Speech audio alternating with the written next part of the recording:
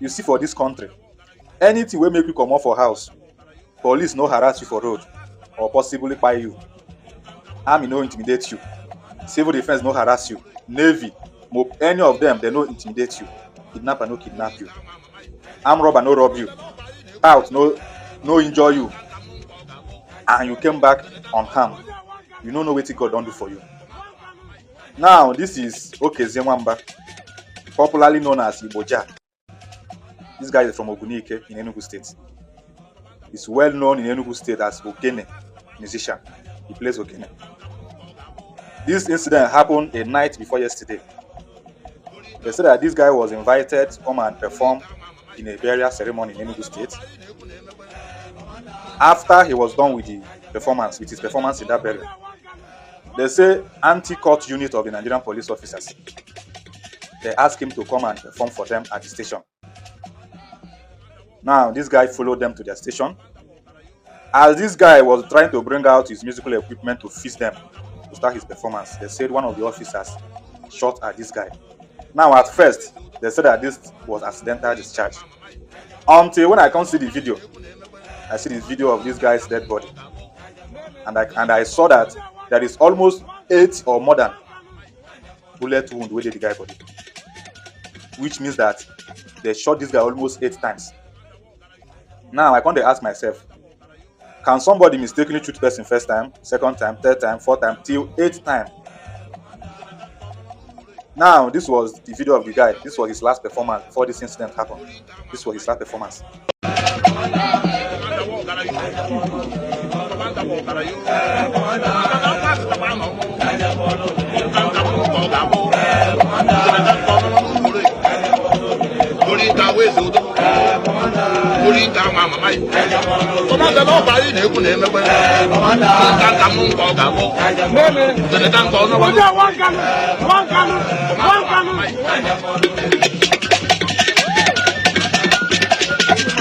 Now, because of this unfortunate incident, throughout yesterday, protest was everywhere in Enugu State. The youth are very, very angry. You guys should also remember that it's not even up to 2 weeks now that a police officer shot a young guy in this same Enugu State just because this guy was driving a Benz. And yesterday, is now a popular musician. Like just, he went out to go and look for what him and his family will eat. And this is his end. Now, after they shot this guy, they took his dead body. They were rushing to go and dump him in a mortuary. Now, people chased after them. They dumped this guy in one of the police helos. They dumped his dead body inside their helos and ran away. Now, yesterday evening, a picture pop up. This picture you are seeing now is the picture that said that this is the officer that by this man. And I have checked the name of this officer. This man is not a Yoruba man. He's not a Fulani, not an Hausa. He's an Igbo man, an Igbo officer. Just imagine, because you have a gun and uniform, to have the guts to take the life of your own brother. I want you guys to watch the full video and see things for yourself. Things are happening. Many of these officers, I don't know if government are not taking their mental health serious, because some of them are going crazy these days. Watch the full video. Thank you. Enugu State Police Anti-Court has taken away one of our brother, Igbo Jah, and this is their vehicle, of which they used to bring him to Ituko Ozara, Eastern Medical, Ituko Ozara, where they want to deposit his corpse to mortuary without letting the family of the deceased to know anything about the incident. But unfortunately, we came here before them. This is Igbo Jah, Wamba, Oyune. Anti-court killed him. Knowingly, that is Igbo Jah, not by mistake. And they took him to Itikwazara to deposit the corpse without letting the family to know anything about. This is the Enugu State anti-court van, which we use to convert the celebrity Igbo Jah to Eastern America, where the anti-court people abandoned him after killing him at anti-court with several gunshots. This is the police van, anti-court, as you can see. Several gunshots, that is one. 2 at the heart. Excuse me, sir. I'm capturing it. As you can see, they said it's a mistake. This is our brother, a celebrity. They killed him knowingly. Not a mistake, not a stray bullet. As you can see, he has given up a ghost. Igbo Jah Wamba. They killed him, they took him to Eastern America without letting the brothers know anything about him to Itukozara. As you can see, another bullet on his body. This is the police van, and this is the brothers of the deceased person. We are at Eastern America now. I know that here now.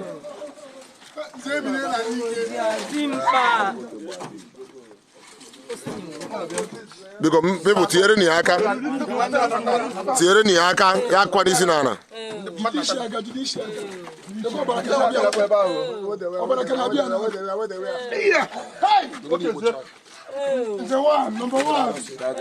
Number one. This is Igbo Jah.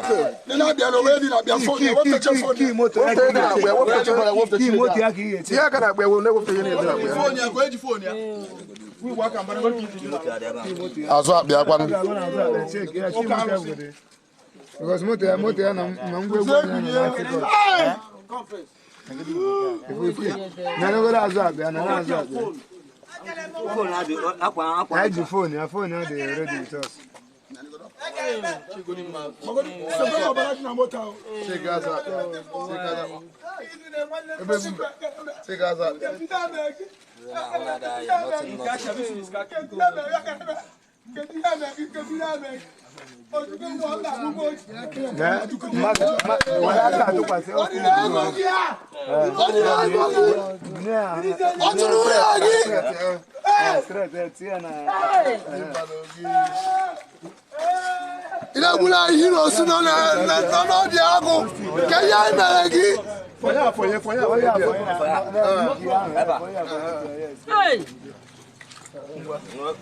What happened? Don't worry, get Bob take it and get Bob the trouser. Bob take it.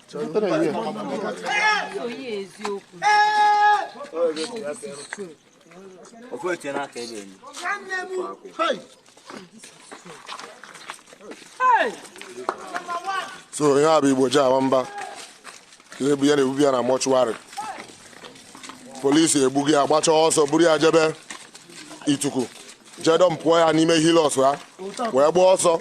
O nwere onye ha gwa na ha gburu nwanne mmadụ. Buru ya gba ọsọ.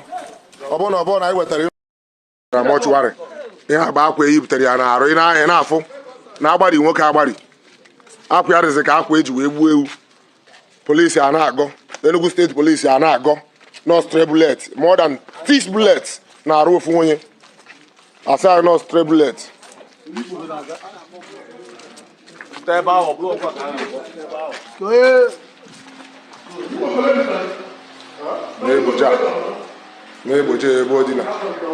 Jah has given up a ghost. Igbo Jah. The anti-court unnecessarily. Say I know mistake bullet. Now I'm okay. It's more than 8 gunshots. Now I'm okay. You know bullet. Abaria. You know bullet. Abaria. Okay, see one back. I say I know stray bullet. I know Eastern Medical Center now. Another boy on Niger Foundation now by Enugu for today again, I don't know actually internet for today, Obiagu fire. And I see police. It gets me that's no Enugu State by 9 p.m. That's not Enugu State and nobody say that. Today Igbo Jah by 8 bullets. That's not straight bullets.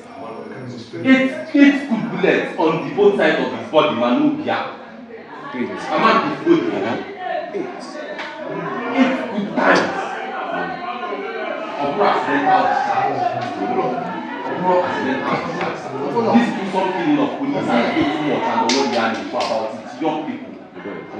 Move for that. I got go back several times. I'm release it. I got touch of the ladies' boys. How could they have called they take out on video? Small children, they tear out on video. My own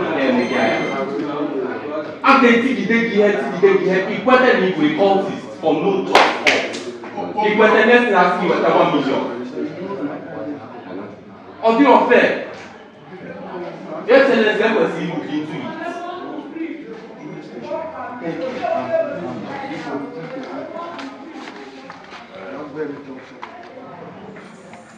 Thank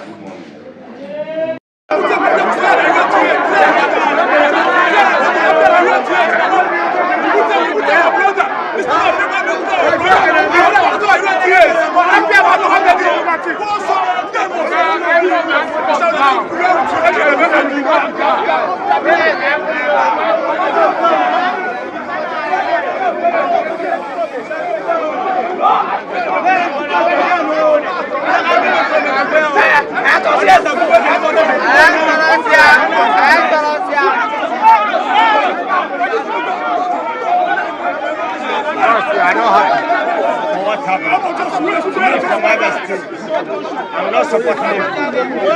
What I'm telling you, what is happening for Enugu State, let them make. But we are not doing this because of Biafra. We are doing this for the town. And nobody worry nobody. And anybody who worry anybody, that person get worried. Because they wasted his soul for war.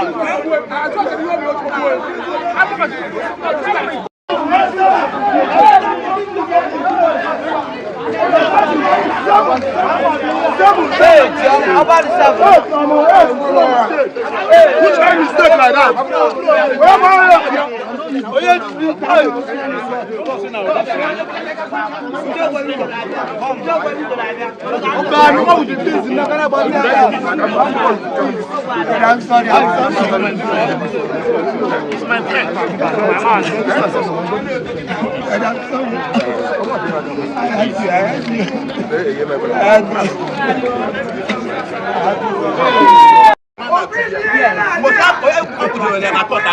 Thank you. I got to get one.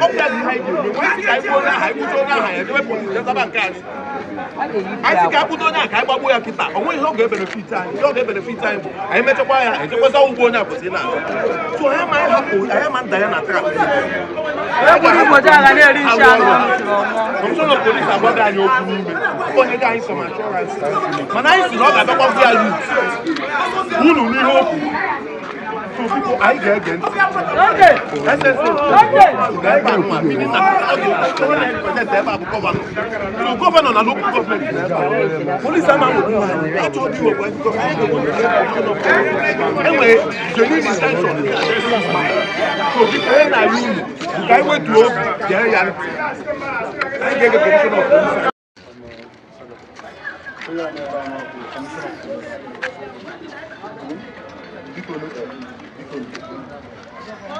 My mother and my father, my Igbo Jah,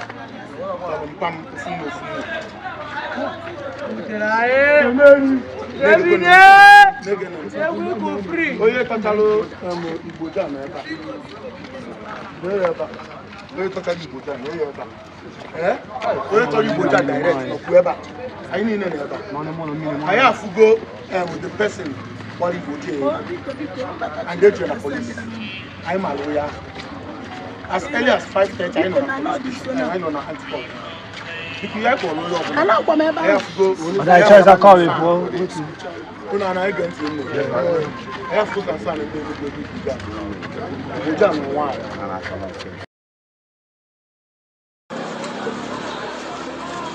and reporting live from Obiagu this morning. The Obiagu na-ewe iwe maka ọnwụ Igbo Jah. Ubenyi, I had your happy. Ha block go ọnụ asata this morning. And a Buddha Igbo Jah bụ ọkụkọ. Ha na-ewe iwe, ha block go ọnụ asata. Ndị egbe ha gba nwanne anyị nwoke sef agbatụbegiri onye ori 8 bullets na-agwa anyị na accidental discharge. Ịgba mmadụ 8 bullets. Ha block go ọnụ asata kịta. Ị na-anya efu na ọnụ asata niile na-enwe ọkụ maka ọnwụ Igbo Jah. Ofu onye ogene anyị ji aba. Ofu onye ogene ha ka ji aba. Ha blọkụrụ ọnụ asata. Ofu onye ogene anyị ji eje mba. Ọ na-eme anyị n'onu ya, ọ na-enye anyị moral. Nwa ogbuzuru nkanụ ka ndị a na-ala anyị n'iyi. Obi adịrị anyị mma. Ị na-anya efu na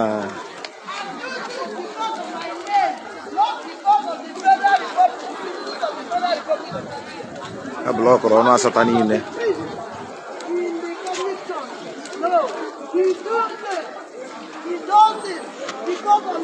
Ozi na-erute oge Aṅụrị FM aka bụ na ndị Obiagu, ndị Ogui na-ewe iwe maka ọnwụ nwa ha nwoke Okezie nwamba Igbo Jah. Ha blọkụrụ everywhere.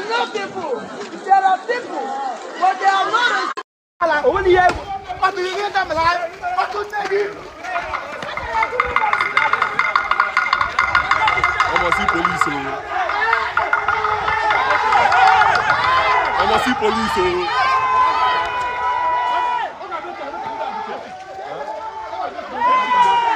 Almost police. Fuck. No. What the fuck, bro?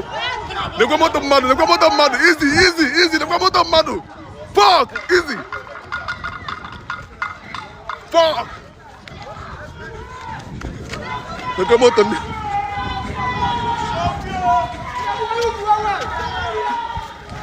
see them, they are running. The police now, boss. Yeah.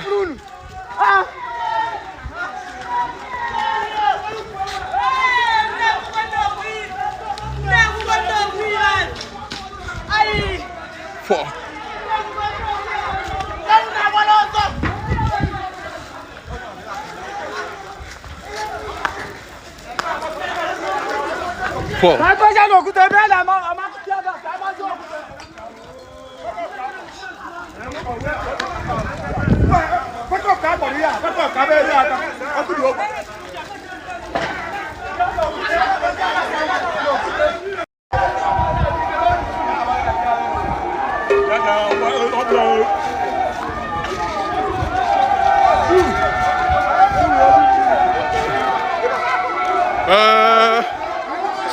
Enugu local government chairman is here.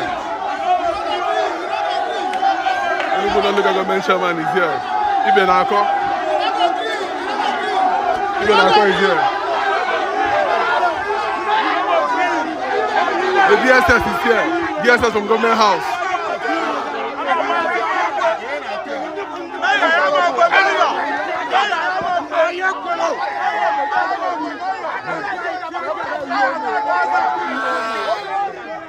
This is the DSS from government house. I can recognize his face. And Ibn Ako, Enugu local government chairman.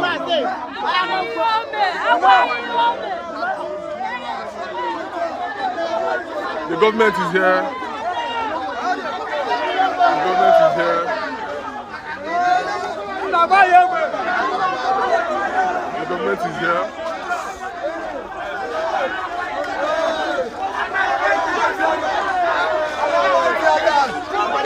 After the police chased us, shot at us. It's crazy.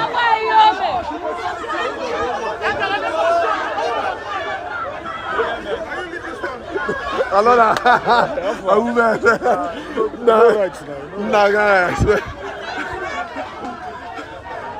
my God.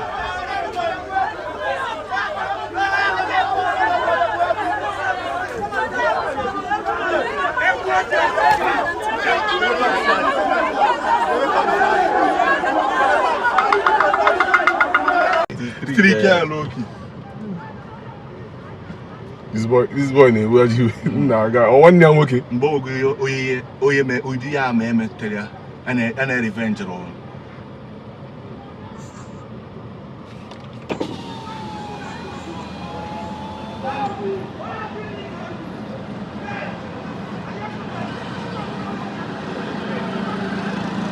This guy. Okay, don't touch every year na bo fia bu no ya abre. It's not a bad thing me we. The quiet.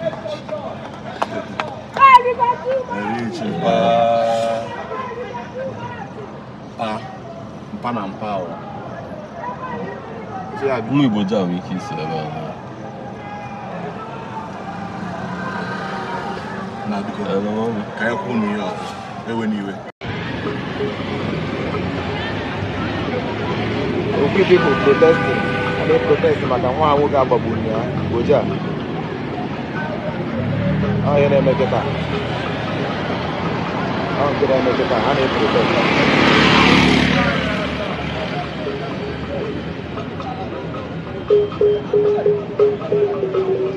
Ndị Ogui na-protest.